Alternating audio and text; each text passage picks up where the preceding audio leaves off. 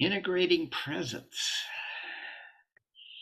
The longer title, Josh, is on there. I might cut off, but thanks for the teaching and the reading and the teaching and the insights on this. I couldn't help but notice the comment on the idiopatas here, and how what I see from more teachers is that they get blown off pretty easy. Not the idiopatas themselves. I'm sorry, the psychic powers, so-called psychic powers that can has said to come from these. And I know the Visuddhimagga talks about this. There's reports even of modern practitioners with this stuff, but not much. It seems to be hidden. I want to get your take on it, because I see different possibilities. Like, it gets laughed off in academia. People's careers are jeopardized if they really talk about this kind of thing. There's things like maybe the reality was structured. Think of how life was different just 100 years ago. You're talking all this time ago. People can get into trouble. People can get led off the path and start making this the point of the path, like Devadatta and things like this. There's so many different possibilities. I'd like to hear why teachers kind of stray from this, or even though. And then the other thing is, so many people respect the Buddha, but then they blow off some of his teachings, but they really respect other ones. So yeah, I think that's enough. Yeah. So I'll get into the psychic powers in detail when we get to that this afternoon, and what I think was going on, and yeah, their importance or lack thereof. So yeah, now we get to stuff that people wanted to talk about earlier, besides jhanas, the various psychic powers. So again, when one's mind is concentrated, pure and bright, etc., one directs and inclines it to creating a mind-made body. From this body, one creates another body having material form, mind-made, complete in all its parts, not lacking any faculties. So that would be cloning yourself, it sounds like. It's material, right? And it's identical.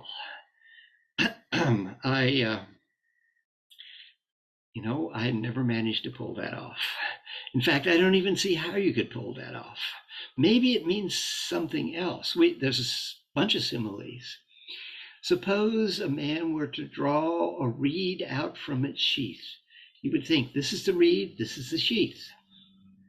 The reed is one thing, the sheath is another. Or a man were to draw a sword out of a scabbard. He would think, this is a sword, this is a scabbard. They're different things. Or pull a snake out of its slaw. He would think, this is the snake, this is the slaw. Therefore, one creates a mind-made body. Is everybody clear on that? No. Right? So what's going on here? I've heard it explained as learning to do out-of-body experiences, right? Okay. I read this. It was like, this is some sort of psychic thing I don't understand. And so let's just set it aside for a moment here. And then we get to the knowledge of the modes of supernatural powers.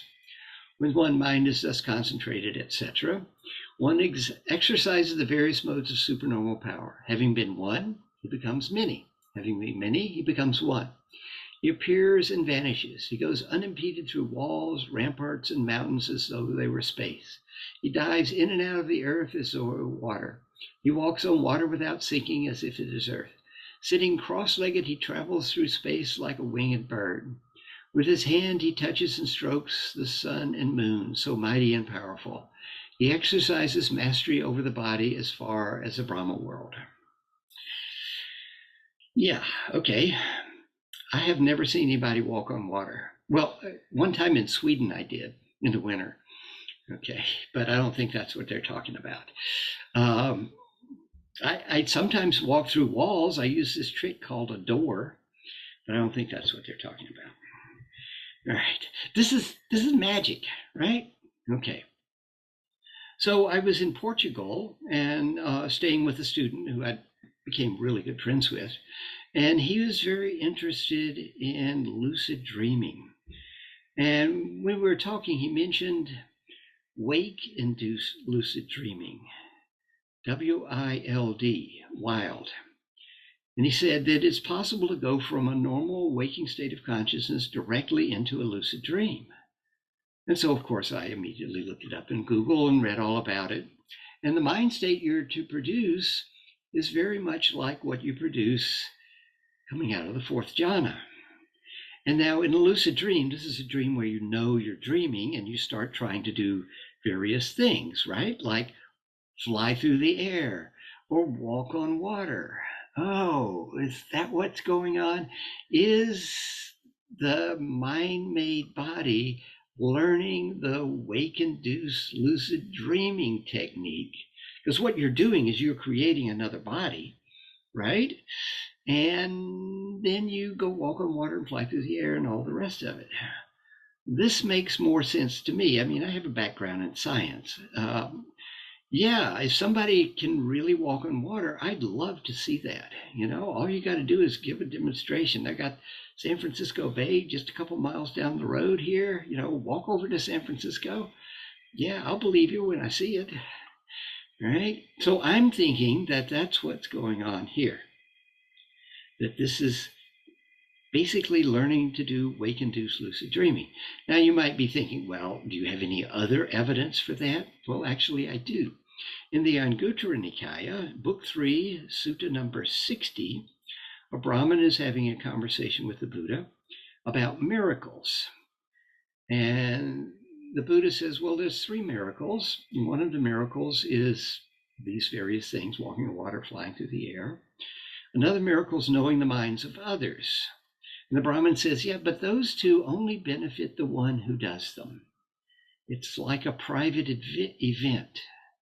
Oh, if you're having a lucid dream, it only benefits the one who does it. It's like a private event. So that matches as well. There's a 3rd miracle, and that's the miracle of instruction. And actually, that is pretty miraculous. I'm sitting here in Oakland, California. I'm exhaling and flapping a loose piece of flesh in my throat, making some compression waves in the air that go into a microphone, get turned into digital stuff, go over the internet, come out of the speaker on your computer, go into your ear, and hopefully the idea I had in my mind when I exhaled to make those sounds appears in your mind. That seems really miraculous. That seems even more miraculous than walking on water. In Digha Nikaya number 11, the Buddha says, what is the miracle of instruction? And he gives the gradual training without the supernormal powers. Okay, so yeah, this is what's going on here.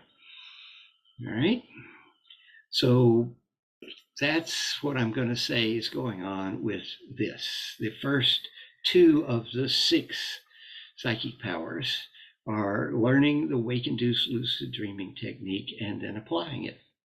The next one is the knowledge of the divine ear. When one's mind is concentrated, etc., one hears both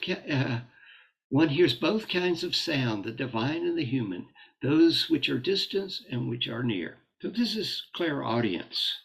You know, people have ESP, they can hear things far away. That's what's being described here. It's a well-known phrase. We have a term for it, clairaudience. Modern science says they can't detect it, but, you know, absence of evidence is not evidence of absence, all right? We don't know what's going on, but certainly it's reported enough that it got its own name, right? And then the next one is knowledge of encompassing the minds of others. One directs and inclines it once it's concentrated. One understands the minds of beings and persons having encompassed them with their own. And he understands the mind with lust, without lust, with greed, with hatred, with delusion, etc. The list actually is taken out of the Satipatthana Suttas, jammed in here. I don't think it was originally there. But this is mind reading. This is ESP. And we have the phrase, extrasensory perception. So this is another well-known thing. Well, interestingly enough, if you get well concentrated and you have a least bit of talent for any of this, that talent is enhanced. Okay, I can't claim that, you know, I go on retreat and I do the jhanas and I know what we're having for lunch. No, but I have had experiences, now whether it's just me misjudging the arithmetic around probabilities or picking up subtle cues, but I've had experiences that would match ESP, and I have them more frequently on retreat when I'm doing a lot of concentration practice. We don't have to know what ESP is scientifically to say that it is a phenomena that gets reported, and whatever that phenomena is, whether it's scientifically valid or not, and I'm not saying one way or the other, it does seem to be enhanced by a concentrated mind. And it can show up as clairaudience or as clairvoyance, knowing the mind of others. Okay? And whether it's scientifically true or not, yeah, we'll leave that to the scientists to find out. And then there's the knowledge of recollecting past lives. With the mind thus concentrated, etc., one directs and inclines it to the knowledge of recollecting, well, it actually says previous dwellings. And then it says one recollects one birth, two birth, 3, 4, 5, 10, 20, 30, 40, 50, 100, 1,000, 100,000, many eons of world contraction, many eons of world expansion, many eons of world contraction and expansion. Recollecting, there I had such a name, belonged to such a clan, had such an appearance, such was my food, such was my experience of pleasure and pain, such my lifespan. Passing away from that state, I re-arose there too I had a name, clan, etc. Okay?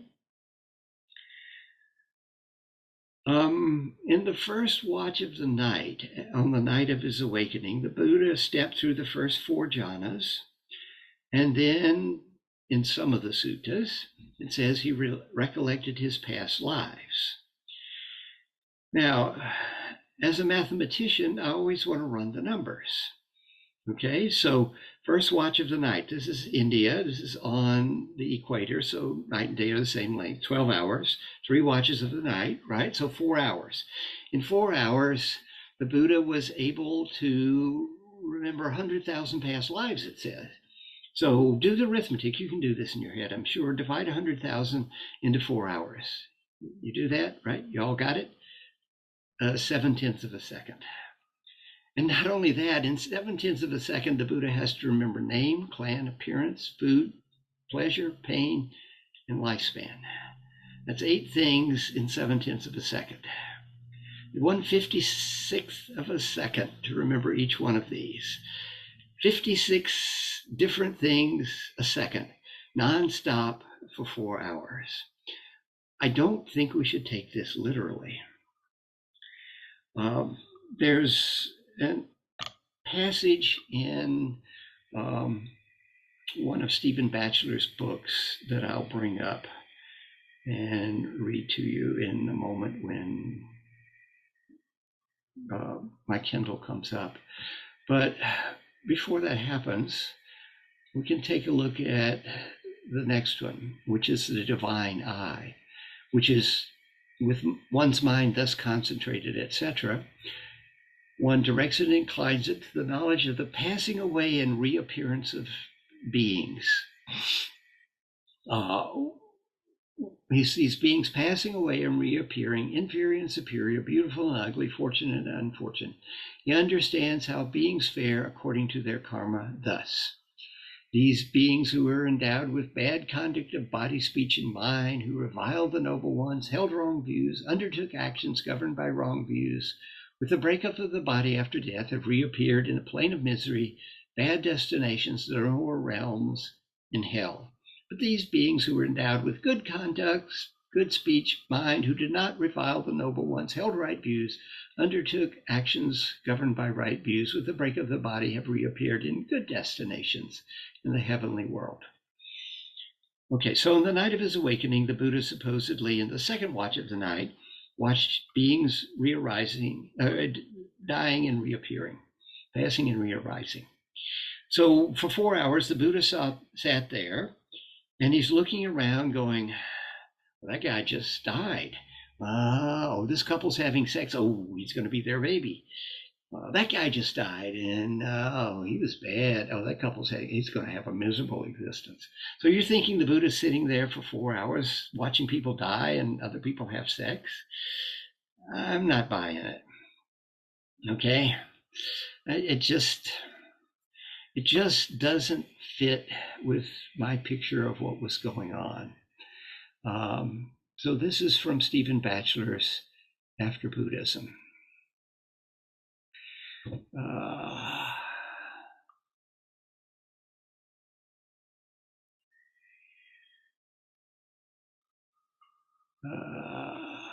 we go.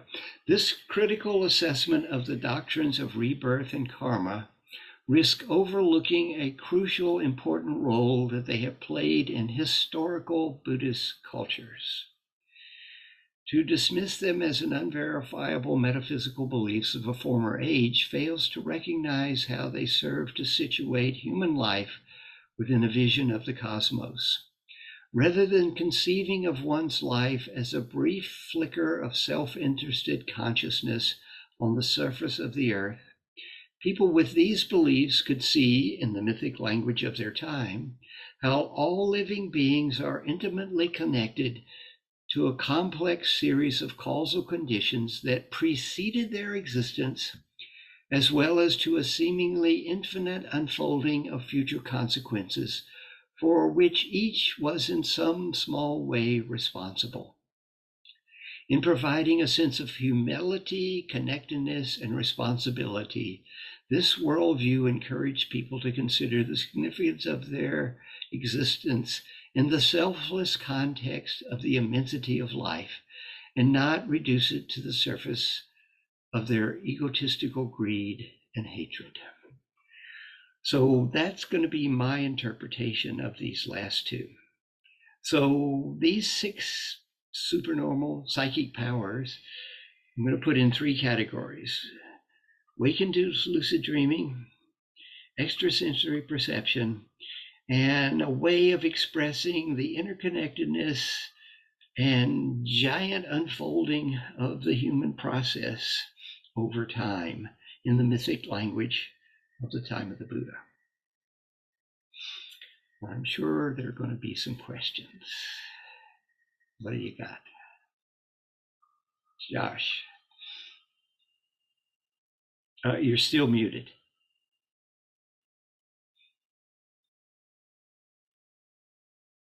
How about now? Yeah, good. And you're a fabulous narrator as well as explainer, so thank you. I've heard Jack Kornfield, Sharon Salzberg, Jack Engels, Joseph Goldstein all talk about being with Deepa Ma and seeing her in more than one place at one time, all kinds of these types of things. And I don't know, she'd hold a potato and it would get hot in her hand. And I guess what she used to tell them is, don't get caught up in this stuff. This is something my teacher taught me. I think it was Mundira in Myanmar, but he taught me because I was able to understand that. But don't think that this is anything that you need to do. Mm-hmm. Yeah. I've heard these stories as well. I haven't seen any demonstrations yet. I've heard a lot of stories. Okay. I mean, that's how I got to be a storyteller. I heard a bunch of stories, right? So I'm a scientist. I want to see for myself. So if you can cook a potato in your hand by holding it, please do so for me. I can find videos, I'm sure, on the internet of, people walking on water and flying through the air. I just want to see it in person. That's all I'm asking. I can't say what Deepa Ma was up to. I can't vouch for the veracity of what Sharon, Joseph, and Jack were saying. I just can't, because I wasn't there. I'm getting it third hand. And yeah, I don't know. But I was just suggesting that there is a different way to see some of these powers. And I'm suggesting there's a different way to see them than the usual interpretations. I don't think you could find another teacher on this planet that would interpret these 6 things in the way I just interpreted them. But I'm going to stick by my interpretation until somebody can give me a better demonstration. It's just as simple as that. It fits my understanding of reality, and I don't have to invent any magic. I know people want a magic Buddha. I've actually had teachers basically tell me that. They didn't use those words, but that's what they were saying. They wanted a magic Buddha. I don't want a magic Buddha. I want a human being who is able to wake up, because I'm not magic. I'm just a human being. I want a path that a human being can follow. If waking up involves me walking on water, I ain't going to get anywhere. So, yeah, I can do the jhanas. I can do insight practice. That's where I'm most interested. As for Deepa Ma saying, don't get lost in this, is a story about a Tibetan who studied with his master.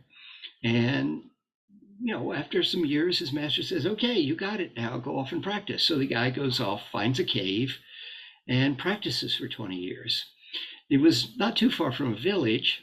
There was a river between his cave and the village, and over the 20-year span, he learned to walk on water, shortcut into town. So he goes into town one day, and he hears his teacher is coming, and he gets really excited. So he goes back to his cave and does whatever you do when you're going to have guests come to your cave, spiffs it up, and pretty soon his teacher shows up a couple days later, and they have a joyful reunion, and eventually his teacher says, well, what have you learned? And he stands up all proud, and he walks across the river, and he walks back, and he comes back to his teacher smiling big, and his teacher looks at him and says, you just wasted 20 years of your life. There's a bridge a quarter mile upstream. Yeah, don't waste your time with these things, but do look at it in the mythic language of the time to situate human experience in a much bigger picture than your own self-interested existence. I think Stephen Batchelor nailed it. Thank you. Right. Don. Yeah, can you imagine the shape we'd be in with this culture today if people had godlike powers? So the precepts, you talk about the precepts, how hard would temptation be if you could be someplace in your mind that you're not supposed to be, that you knew everything that was going on in people's heads? The question for me is, I believe it's possible, and I've seen glimpses, but where's the need beyond self? Right. So if there's no need beyond self, you can't get anywhere. But right. I would say the easiest thing, when I think of supernatural powers, I think of things that I or people would know that you don't know where the information comes from. You just know something's true, and then it happens to be true. Mm-hmm. And I know that cultivation of in access concentration, you can cultivate you can cultivate to know the difference between yes and no answers. So do I turn right on the path? Do I turn left on the path to get water? Without knowing physically, with any physical cues, you can have the gut tighten or release, and you can cultivate that, and over time know right and no answers. I do know that. I've tried that practice, and I wasn't very good at it. But if you can do it, great, because that way you won't go thirsty. Well, it takes belief, and it takes a need. So a need beyond self. So if you're practicing it, the need beyond self would be to help others. Right. Or to help yourself so you could help others. Yeah. To get further on the path and so forth. Right. Yeah. Yeah, there's a lot out there that science doesn't know. I don't know. We don't know how to tap into it and everything else. Yeah. Just make sure you don't neglect the parts of the path that we know work. Get your mind concentrated and investigate reality. Bill. Are these divine powers supposedly the result of jhana, concentration, or of insight? No, of jhana. When his mind is thus concentrated, pure and bright, unblemished, free from defects, malleable, wieldy, the same sort of stuff, one directs and inclines it to exactly whatever the divine power is, walking on water, etc. So it's a result of jhana. Supposedly, the Buddha's evil cousin, Devadatta, he's never referred to as a relative of the Buddha in the suttas, but never mind, was a master of the jhanas, learned all the divine, all these supernormal powers, and used them to impress Prince Ajatasattu into becoming his follower. And yeah, the Devadatta story is interesting. If you go to my website and click on essays, I have an essay on Devadatta. But yeah, supposedly he could do all this evil stuff because he was good at the jhanas. I suspect that if you have evil intentions, you're not going to be good at the jhanas. But that's my guess. Catherine. Yes. I just wanted to comment. I'm sort of understanding these last verses about powers, cities, kind of like that was what they thought then about powers, which could be described as hypernatural or yes, sort of. And one thing left out is how meditation makes you smarter. And having a concentrated, pure and bright mind is like a smarter mind. So I think it would be great if humanity evolved to be able to have this kind of mind, and then we could take care of each other better and have a better planet. So there are powers or abilities that accrue, I believe, with concentrated meditation practice, sustained meditation practice. And I can certainly see it in my life. Yeah, very definitely. I mean, if you get a well-concentrated mind, you can more clearly see what's going on. That makes you smarter. If you have a well-concentrated mind, your ego self has been quieted. So now you can operate with not quite so much ego in the world. And you learn that actually works better. So yeah, definitely. And these are a kind of miracle, really. Yeah. I mean, yeah. Superpowers, really. Yeah, they're absolutely amazing. And I'm doing my best to teach them, but it's hard. Yeah. So, but yeah, I mean, it would be great if this was taught in school, if everybody could learn, these jhanic states. That would be fantastic. But, they can't even get mindfulness in some places because that's too weird. And there's definitely a lot of people in this country in particular who do not want smarter people. I mean, the Republican Party in Texas back in the 1990s, I think it was, had a platform plank opposing teaching critical thinking. They wanted stupid people so they could do the stupid jobs. And so, manipulate them. Right, yeah. And that's why they also want to get rid of public education. Of course. Some of them. Yeah. No, it's really got quite a mess here. But I can't solve all the messes, but I can share with you a little bit about the gradual training. Yes. Thank you. Right. Okay. Malcolm. Yeah, thanks, Leigh. I've met Deepa Ma, and I've practiced with people that seem like they've read my mind, but I've never really worried about whether you can get divine eyes or walk on water or anything like that.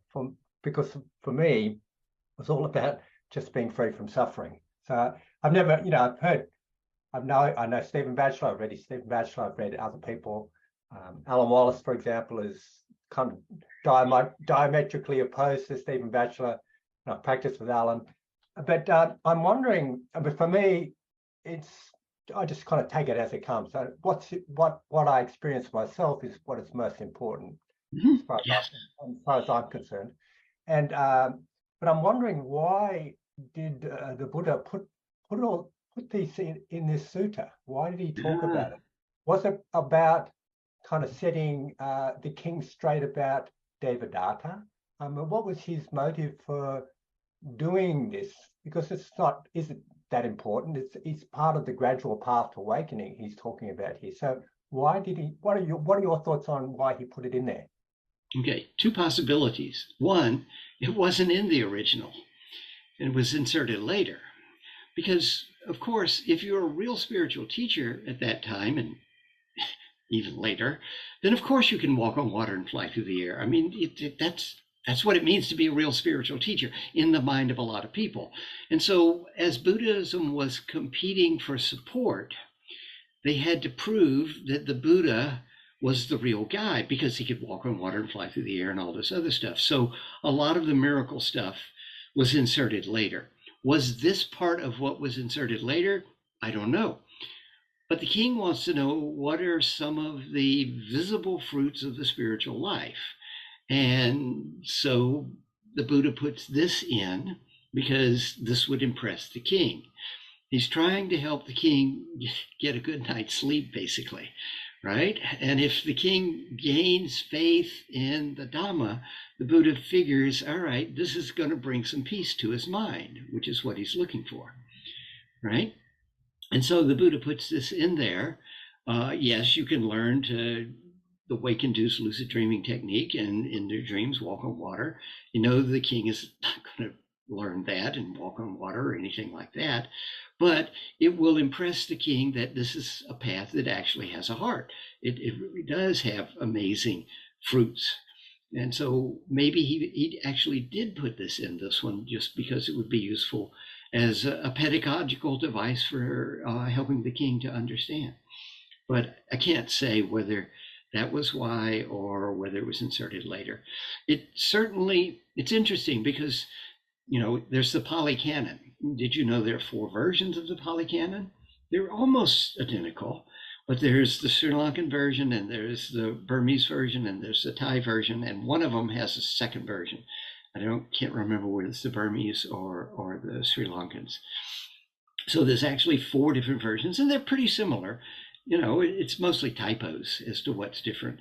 But for the long discourses, the supernormal powers don't show up in all of discourse 2 through 12. In some versions, there's some versions without some of the suttas between 2 and 12 don't have the supernormal powers. And in some versions, all of the suttas between 2 and 12 have supernormal powers. So clearly, inserting supernormal powers was a thing they did. Now, when did he get inserted? Who knows? I mean, maybe at the time of the death of the Buddha, there was no magic, no supernormal powers anywhere. Maybe there was some.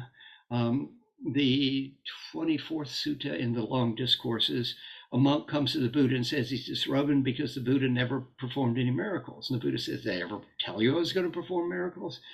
And the monk goes, no. Well, you didn't describe how the world ends or begins. Did I ever say I was going to describe how the world ends? No. So the monk left anyhow. But it's a poorly composed sutta. It's one of the most poorly composed suttas in the thing. But here's the Buddha not being said he never performed miracles, right? And yet there are other suttas with him. He's got fire and water coming out of either hand and all sorts of stuff. So I'm most interested in trying to figure out what's there that doesn't have any of the magic. It doesn't have any supernormal stuff. What's the teachings when we remove all the stuff that's a bit unbelievable? And that's what I'm basing my study on. Mike.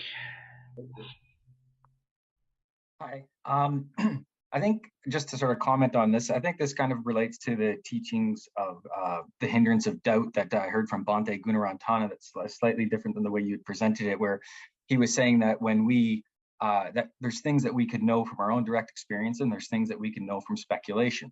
And so if things that are speculation, if we put a belief in those things, and all of a sudden we find out that, oh, maybe it's been proven that nobody can walk on water or that nobody can do that, then that's just going to cause us to doubt the things that we actually also know from our own direct experience. So like I know in the morning when I get up and I scroll on my phone, I'm looking at memes and stuff like that. Usually by the afternoon, I get in a grumpy state of mind, and I know that from my own direct experience. But but I don't know. I've got a friend who's a flat earther, and I think the world's round, but I've never flown up and looked at it. Like all the science suggests that. But if I found out that the world was actually flat, that would cause me to doubt whether or not scrolling on my phone makes me, grumpy in the afternoon. So it waters the seeds of doubt for your own direct experience when you place too much sort of like faith or hope into things that are just speculation, and being able to draw the distinction between what's actually speculation and what's actually your own direct experience. And so to me, all of this stuff about like sort of you had said, you haven't seen it, so it's just speculation. So I don't think there's really much use in a hardcore belief in it, and until it is your own direct experience, which I believe the Buddha said is your truest teacher. Yes, exactly. No, that's a very great point. But I can guarantee you that the Earth is round because I've been around it twice. So, Linda.